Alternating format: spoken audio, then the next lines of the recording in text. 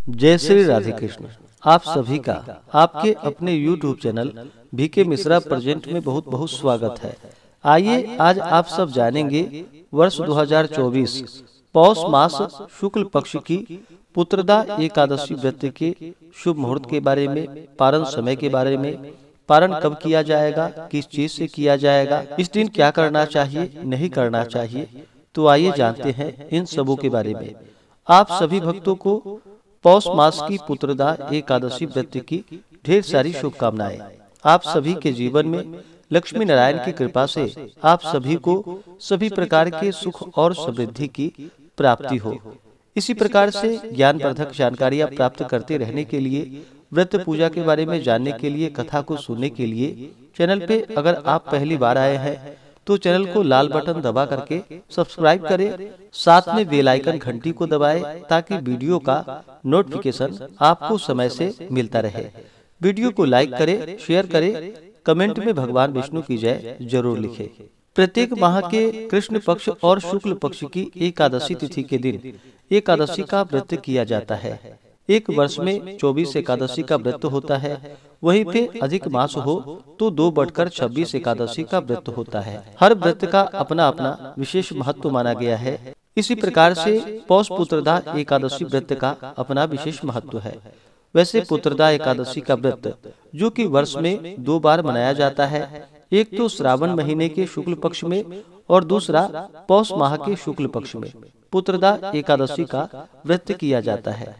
यह सभी प्रकार के पापों को नष्ट करने वाली है और इस व्रत के प्रसाद से मनुष्य पुत्रवान, विद्वान, कीर्तिमान, लक्ष्मीवान और यशस्वी होता है और अंत में इस व्रत के प्रभाव से भगवान विष्णु के धाम की प्राप्ति होती है। तो आइए जानते हैं पौष मास की पुत्रदा एकादशी व्रत के शुभ मुहूर्त के बारे में। पौष मास शुक्ल पक्ष पुत्रदा एकादशी तिथि प्रारंभ समय 20 जनवरी 2024 दिन शनिवार शाम 7:29 और एकादशी तिथि की जो समाप्ति है वह 21 जनवरी 2024 दिन रविवार को शाम 7:29 पे। तो हमें शुद्ध रूप से सूर्योदय व्यापने के अनुसार जो एकादशी व्रत के लिए समय प्राप्त हो रहा है वह समय सभी 21 जनवरी 2024 दिन रविवार को व्रत को धारण करेंगे और द्वादशी तिथि की जो समाप्ति है वह 22 जनवरी 2024 दिन सोमवार को शाम 7:54 पे द्वादशी तिथि की समाप्ति है। इस व्रत का पारण जो कि 22 जनवरी को किया जाएगा। एकादशी व्रत का पारण जो कि हरिवासर समाप्त होने के बाद किया जाता है। हरिवासर का समय द्वादशी तिथि का पहला चौथाई हिस्सा हरिवासर का होता है, उसे छोड़ करके व्रत का पारण करना चाहिए। तो इस बार पुत्रदा एकादशी व्रत का पारण जो कि 22 जनवरी को किया जाएगा। पारण का समय सुबह 7:14 से सुबह 9:21 तक व्रत का पारण किया जाएगा। पुत्रदा एकादशी व्रत का पारण जो कि गोमयेन पारणम यानी कि गाय के गोबर से व्रत का पारण है। यह संभव ना हो पाए तो आप तुलसी दल, जल या फल से व्रत का पारण करें।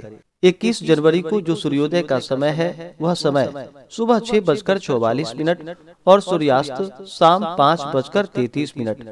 राहु काल का जो समय होगा वह समय शाम 4:12 से शाम 5:33 तक होगा और 22 दिसंबर को राहु काल सुबह 8:05 से सुबह 9:27 तक होगा। राहु काल समय के दौरान कोई भी शुभ कार्य या नया कार्य, पूजन आदि का कार्य नहीं करना चाहिए।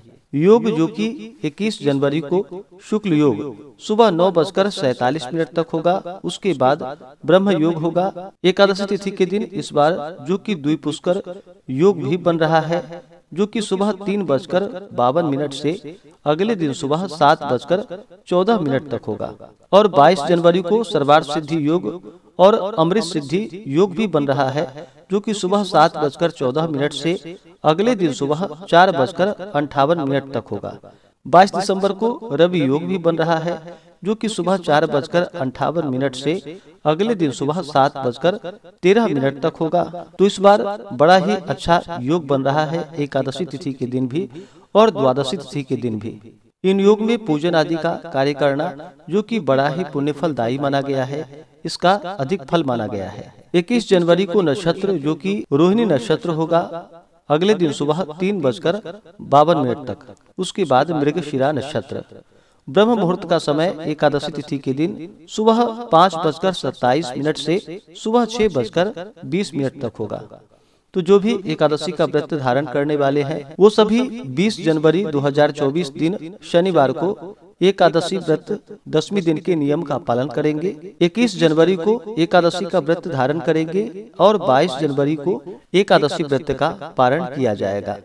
जो भी एकादशी का व्रत धारण करने वाले हैं उन्हें चाहिए कि 10वीं तिथि के दिन सूर्यास्त होने से पहले ही शुद्ध और सात्विक आहार ग्रहण कर लेनी चाहिए। 10वीं एकादशी और द्वादशी इन 3 दिनों तक जो कि शुद्ध और सात्विकता का पालन करना चाहिए। तामसिक वस्तुओं का प्रयोग नहीं करना चाहिए। नशीले पदार्थों आदि का सेवन नहीं करना चाहिए। भक्ति पूर्वक भगवान का जो कि व्रत धारक को चाहिए कि 10वीं की सूर्यास्त से पहले ही भोजन ग्रहण कर ले और 10वीं की रात्रि ब्रह्मचर्य का पालन करते हुए भगवान विष्णु के नामों का और एकादशी व्रत का स्मरण करते हुए सोना चाहिए।